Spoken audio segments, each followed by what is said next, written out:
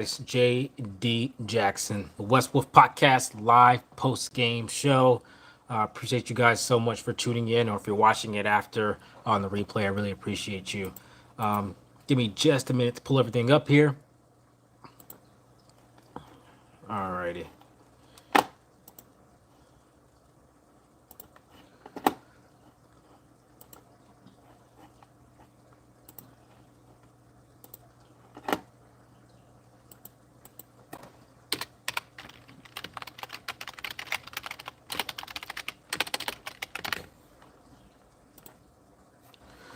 Appreciate you guys tuning in. So look, the Lakers, they don't pull this one out. They lose 129 to 121 to the Atlanta Hawks. They had a lead in the second half, and it just evaporated. There are some things that Coach Vogel does I don't agree with at all. He's seems seemingly married to Avery Bradley. I don't understand why. Bazemore only played 7 minutes. I thought that's someone who should have played a little bit more. Reeves did get in there. I don't know, guys. I mean, LeBron James, he didn't suit up his knees back in LA, getting treatment on that knee. Hopefully, he'll be ready for the next game. This one's tough. Look, Anthony Davis, he was 10 of 20 from the floor. He had 27 points, 5 rebounds, 3 assists, 2 steals, and a block. He was Anthony Davis, like I said, he's a walking 24 and 10. So he was pretty good on the night. So I can't be mad about that. Russell Westbrook, he had 20 himself, 8 of 15 from the field, 2 of 4 from 3, 7 rebounds, 12 assists, 1 steal. He kind of did his thing for the night. Malik Monk with 33 points. He's 12 of 19 from the field, 8 of 14 from the three-point line. They lose this game by 8, and something notable. The fourth quarter was just super hard to watch. And I think about free throws. I think Russell Westbrook 2 of 5 from the free throw line. Anthony Davis 6 of 9 from the free throw line. Dwight Howard 0 of 2 from the free throw line. Think about the free throw shooting. It's one thing I think about. And I think about that both the Atlanta Hawks and Los Angeles Lakers decided that they just weren't going to play any defense in this game. The Atlanta Hawks came out on top. The defense was not good for the large portion of the game. There were some plays or stretches here and there, but they didn't do enough. The lineups for Frank Vogel were just terrible. At one point, Avery Bradley came in and did not go well in the fourth quarter. He put in Austin Reeves for like 2 possessions. Reeves got a wide open 3, bang, hit it, and then he yanked him again for Avery Bradley. I don't understand why Frank Vogel did that. Avery Bradley is not an elite defender anymore. He's just not. He's Avery Bradley. He's old. He's undersized. His lateral movement isn't what it used to be. Any of that. And for some reason, he yanked Austin Reeves back out just to put Bradley back in. And I don't get it. They oddly kept going to this with non-shooters on the floor. Stanley Johnson, Avery Bradley. They oddly kept going to just a AD post up. They're not respecting those guys at all. Like they're not paying attention. Like not even a little bit. They're not paying attention to them driving, shooting, none of that. And Anthony Davis just getting swarmed by defenders, taking tough shots. Same with Russ taking tough shots and tough angles. And he didn't want to play shooters. I don't understand. Malik Monk was out amazing. He had a portion where he was on the bench late in the fourth. I don't understand why. Something that Frank Vogel wanted to do. They should have ran the Anthony Davis. Should have put out shooters, and they should have ran the Anthony Davis Russell Westbrook pick and roll until they stopped it. That's what they probably should have done. Well, if you want to run the Malik Monk Avery Bradley or Malik Monk Anthony Davis pick and roll, until they stopped it, or the Russell Westbrook Anthony Davis until they stopped it. But nonetheless, he was doing this post up thing where they weren't respecting those people at all. Russell Westbrook was 2 of 4 from the 3-point line in this game. Once again, he shot it pretty well. Malik Monk 8 of 14, he shot it pretty well. Stanley Johnson was 2 of 3, he shot it pretty well. AD struggles with any form of double team, making him he struggles with double teams. He always has. Anthony Davis has.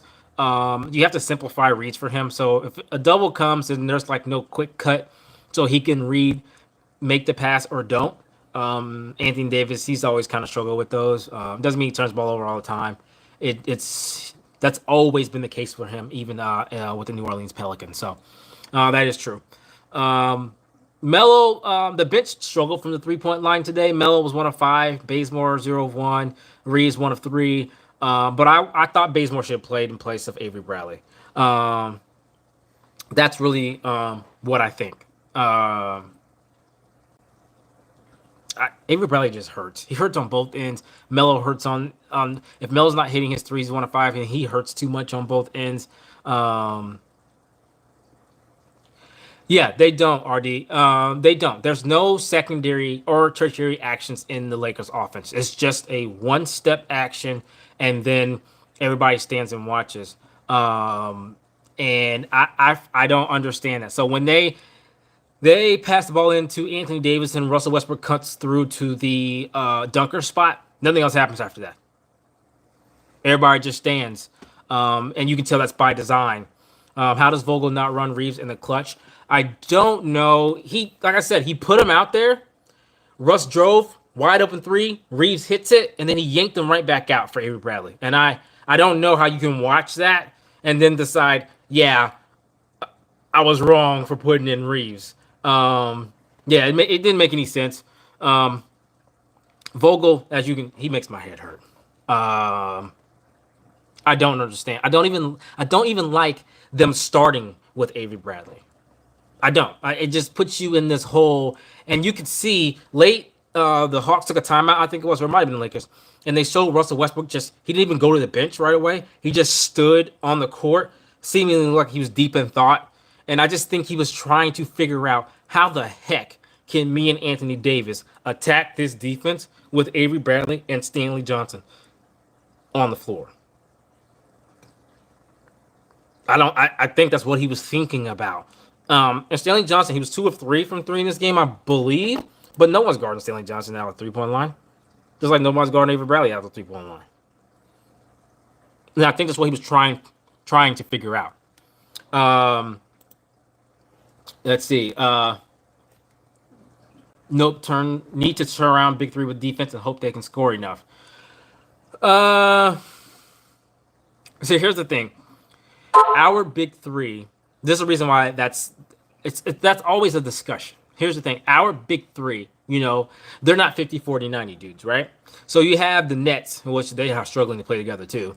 But you have, or not struggling, but struggling to get on the court at the same time together too. But the Nets, they're all 3 are 50, 40, 90 dudes, right? So, or Harden, still a pretty good 3-point shooter.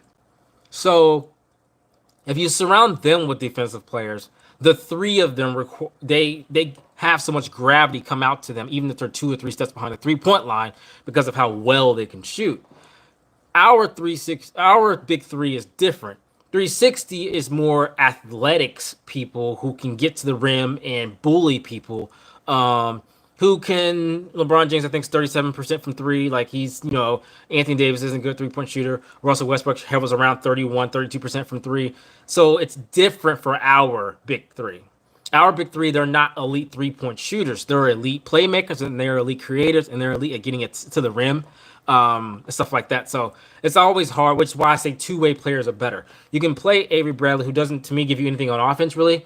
Every now and then, I know he has a game when he hits a couple of threes, but he's not giving you anything on offense. So running sets for him to take middies or threes is egregious. So you need to surround him with two-way players like Reeves. So Reeves helps you. Reeves can put the ball in attack, close out. He can hit the 3, and he can play some defense. Those make more sense, which is why I'm looking for someone like Roku, Robert Covington, or someone like that, Gary Harris, who can do both things. Because if you just put out the defender, you have the problem we saw there late in the fourth quarter, where Russ just seemed like, I don't know what to do. We got Avery Bradley and Stanley Johnson, and I like Stanley Johnson, but when you have them both on the court at the same time, it was how do we do this? How do we attack? And the second they put in Reeves, and Stanley Johnson stayed on the floor. They took everybody out, put in Reeves, wide open 3 for Reeves, made the 3-pointer, tied the game, and then he yanked them right back. So it's always a discussion. Um, let's see what else we got here. Yes, Lexi. Yeah, we did. They need. As I was saying, two-way players. You need players that can play both sides. There's too many one-dimensional players. If you put in Carmelo, what is he there for? To shoot threes. He's 1 of 5. So why is he still in the game? He's a one-way player. He's not a defender. He's not. Um, and we have too many of those. Avery Bradley to me isn't a either. He's a zero-way player. I don't think he helps us at all, personally. Um, yeah. So this is what they were doing because they were switching everything. That's a good question, RD. So because they were switching everything, they were purposely pulling AD on the switch out of the paint, and then you were asking Stanley Johnson to keeping Okongwu from catching the lob. It was really tough for him. One, he was out of position a lot. As good as he is on defense, he did struggle with his placement on those type of plays because he's not a big, he's a wing. Um, and so they were doing it on purpose. So they were involving him in the pick and roll, and Vogel stuck with it, and they were pulling him away from the basket. Now, you're right. Vogel could make an adjustment to make sure that doesn't happen. He didn't. Again, my frustration with Frank Vogel is, to me, he has absolutely no feel for the game. He's not good at in-game adjustments at all, and that is the frustration. They're right. The Hawks made the adjustment probably midway through I would say three-fourths of the way through the second quarter. Vogel went into halftime in the whole second half and didn't make an adjustment at all. They just kept lobbing it up to him, and it kept working. So, definitely agree. Um, yeah, Covington, James Ennis, Gary Harris, all those players like that.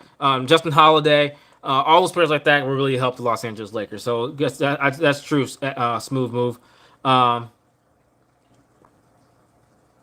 uh, is it possible to go for Gafford somehow? Smooth move. I would love to have Gafford.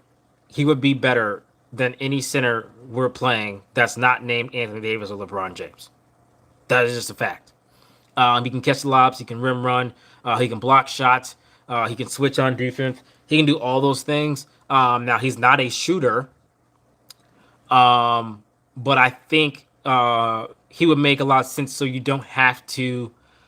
You don't have to play Dwight Howard, which he was not good in his minutes today. You don't have to play DJ ever. I think he would be good for the Lakers. I think he'd be great for Russell Westbrook. He had great chemistry with Russell Westbrook in DC, by the way, and I think it would help a lot, and it would keep you from playing the other two centers. When Gafford's better than both at this point in their career. Look, Dwight Howard, look, he's a Hall of Famer, but at this point in his career, I think Daniel Gafford is definitely better than any actual center on the Lakers because LeBron and Anthony Davis, they don't think they're true centers, but they're playing it right now. I guess you can make the argument that Anthony Davis is, but he hates it, so he's more of a power forward. But I definitely agree that would work out great. Um, yeah, Covington would. Covington can hit the three. He can. He's not a great on-ball defender, but he's a great help defender, so he make it easier for AD.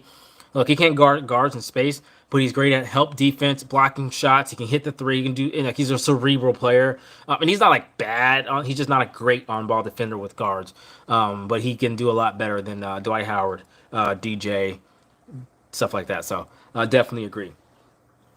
The weak side defense, yeah, it's pretty bad for the Lakers as a whole, which is why Lexi, she brings up a great point. Like someone like Covington would be great because that's an off-ball IQ, defensive IQ issue, and Covington would be great. Justin Holiday would be great. Those guys would be great on that side of the floor. They can cover a lot of area and a little bit smarter about their placement on the floor, stuff like that. So I agree. The Lakers backside defense is just so bad. It really is. Weak side defense. We don't have enough trade chips to get two-way players, only THT. Yeah, because none hasn't played yet still, and I don't think anyone's sure if he is. We basically have THT 2 seconds in a 2027 first-round pick, I think it is. So we don't have a lot to go with. Gary Harris, I believe they want 2 seconds for him. So we can technically do that. I think that would help. I think that that's better than Avery Bradley, in my opinion.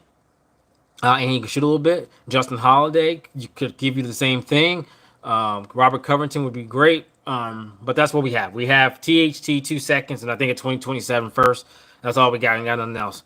And then I guess hope that there got to be a better center than DJ somewhere working at Walmart, right? So I don't know. THT's defense definitely needs to go. Yeah, I think THT is not a part of this timeline. They're in win now. What are we now? Eighth in the West or whatever the heck we are. Play-in tournament, here we come. And I don't think THT's redundant. He's a lesser version of Russell Westbrook. That's it. And he doesn't need to play. And Avery Bradley never needs to play alongside Russ. It's just bad. It's just bad. I don't know. I tweeted out the data. Yeah, I think Dwight's done too. I tweeted out the data. Like Russell Westbrook with THT is a negative like 4.7. Russell Westbrook with Avery Bradley is like a negative 1.9 net rating. But he has a positive net rating with Reeves and Monk. But he just, Vogel just keeps throwing out THT and Avery Bradley with Russell Westbrook, and I don't understand that. Silver lining, at least AD looking like himself. Yes, AD looks great. Even with the wrist wrap, he's looked really good since he came back. He hasn't skipped a beat. He's been good on the defensive end, covering up mistakes. He's been good on the offensive end. I just think that, again, I said it a few live podcasts ago. I think that Anthony Davis hurts from the lack of spacing just as much as Russell Westbrook. And what you saw there at the end was him getting hounded by 3 defenders because, look, I know Russ isn't the greatest three-point shooter, but they're going to watch Russ because it's Russell Westbrook. If he catches that ball, he's flying. They're not respecting any type of offensive game of Stanley Johnson or Avery Bradley. So you can't play them both at the same time. It's just really that simple. Dwight looks washed. Yeah, Dwight, he has not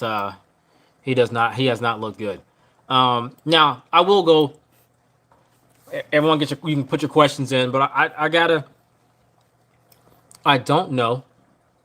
Unless they because at this point you would have to have someone lined up to be the next head coach. Russ, Monk, Reeves, Stanley, and AD. Yes, correct.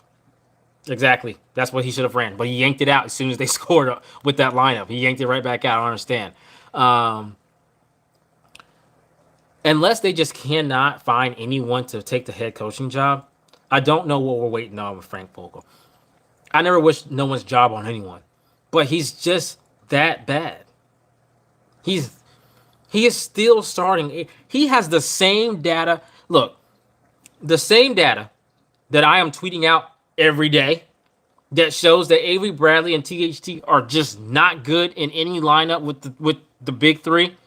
He continues to put it out there. He just keeps putting it on the floor. He keeps starting with it. Now, to make it make sense, just explain this to me.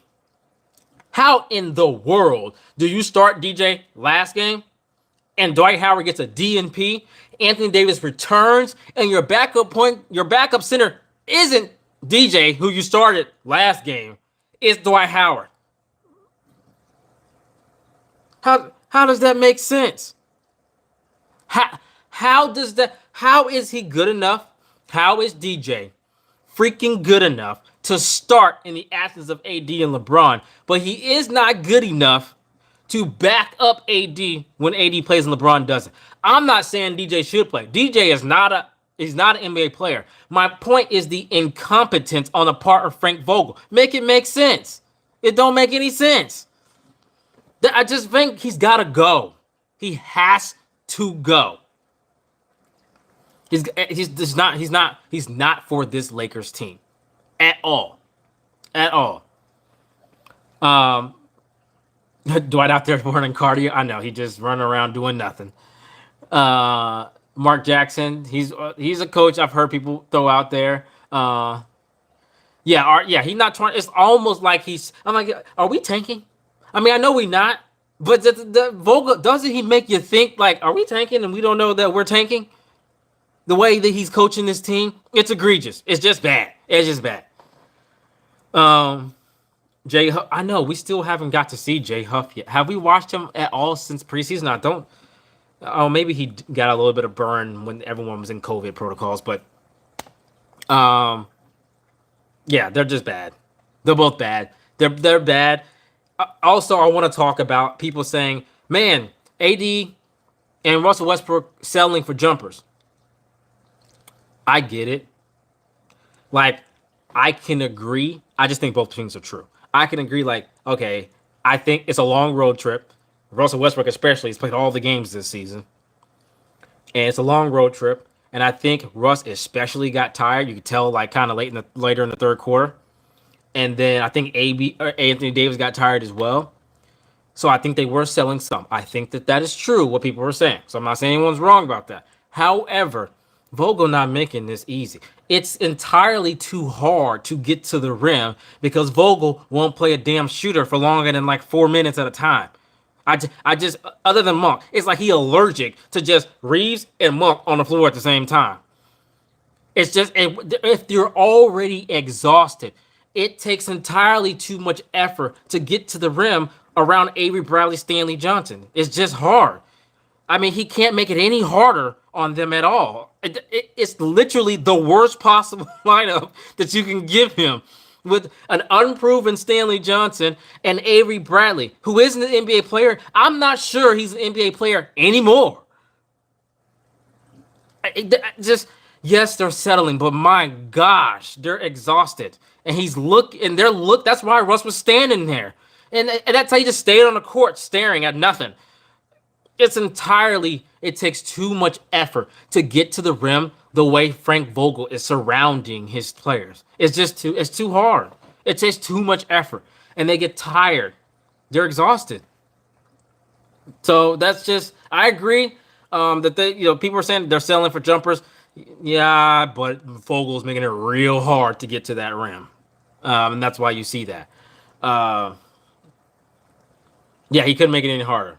And you're right.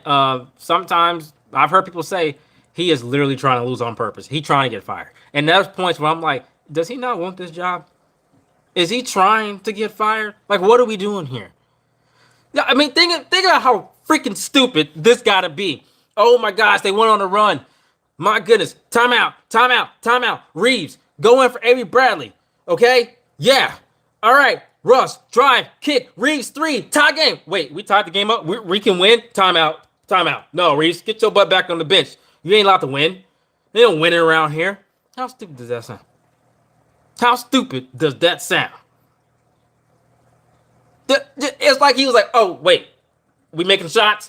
Let me sabotage that. We got to put an end to all that. We ain't gonna be out here making shots. Okay? Don't make any sense. It don't make any sense. I don't know what to do, guys. I don't know what to do. I'm just distraught. I'm just distraught. You know, I don't know what to do with this dude, but he just so bad. He just, you know what? You want to know who would be a better coach than Frank Vogel? I'm probably going to get crucified for this, but I'm going to say it anyway. You want to know who would be a better coach than Frank Vogel? A better coach would be Lexi J. A better coach would freaking be That Smooth Move. A better coach would be Can't Miss TV, RD2A, all the Lightbringer, all of them. Everybody a better coach than Frank Vogel. God damn it. I'm just sick of this shit. What is he doing? It's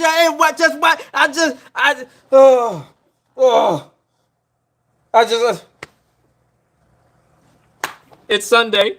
He got me cussing around this motherfucker. He got me cussing Sunday. I'm sorry. You know what I'm saying?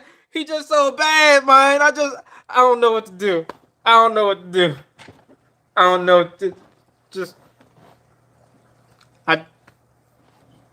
He's just so bad. Everybody, did I miss somebody? If it's anybody else in the chat I missed, you a better coach than freaking fake Frank Vogel. Okay? Fake Vogel. I don't even know what to call him. He's just stealing money. How much money he make? He is stealing money. Just stealing it. I don't give a dang about that championship, man. I don't give a dang about that championship. Look here. LeBron won that championship. LeBron and AD. I don't give a dang about that championship. I've been trying to be real respectful, but I'm sick of him. I'm done. I'm done. He putrid, bro. He just bad, bro. He was definitely coaching in that bubble, right?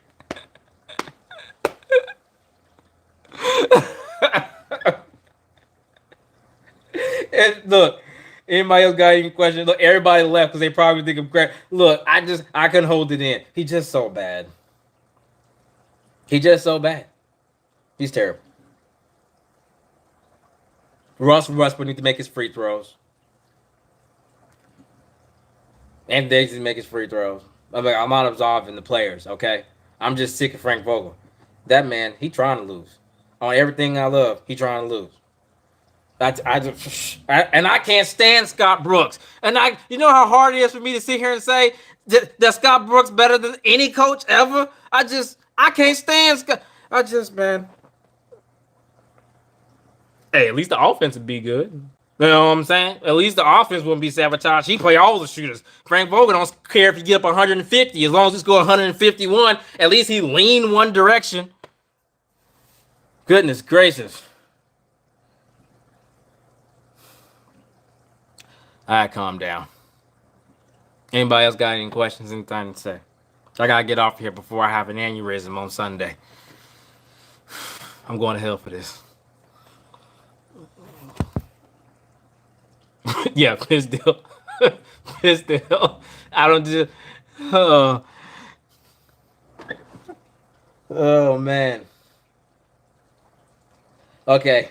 Got you so fed up, Stephen A. No, I will never be Stephen. No, he's definitely not objective. Stephen A. is terrible. But I feel you, though. I feel you. Fourth quarter started. I saw the lead, and I just had this sinking feeling we were going to lose the game. Lo and behold, I can't with this team. Yeah. Again, I think lineups were bad. We missed free throws. We didn't play defense. So I can't put it all on Vogel, okay? Like, the players have to execute on defense. But Vogel, again, he's not making it easy. He's making it very hard. Extremely. He got to go. He got to go. That smooth move. Am I watching the football games? I don't really watch football anymore. I used to. I think the last season I watched was Peyton Manning when he won his second Super Bowl with the Broncos. And then I haven't really watched it. But I know everybody's looking forward to that. I hope everybody enjoys their football championship week, AFC, NFC championship week. Everybody have a lot of fun. I'm probably gonna, binge watch some TV shows with my wife, and probably play a little Fortnite together, and stuff like that. Enjoy the games though, man. Really, I watched the game like we win in this one, and then the fourth comes, and I just don't understand Frank Vogel and lack of defense. Yeah, Vogel, what he started that fourth quarter with was putrid. But Melo selling. Yeah, then he always getting. I'm not saying that he wasn't getting fouled, but like Melo, he has to lead the league in technicals. He get a tech like all the time. he gets a tech every time he step on the floor. It seemed like. I digress though. But guys, half hour. I think everybody's asked all their questions. So right here is where I'll break things. I appreciate you guys so much for tuning in to West Wolf Podcast live post-game show. I really, really appreciate it. Please hit that subscribe button. If you have not, please hit the like button. I'm trying to get to 1,000 subscribers, so I really, really appreciate it. But guys, I will see you all in the next one. Everyone have a great work week. Enjoy your football this Sunday. I appreciate you so much. And as always, until next time, peace.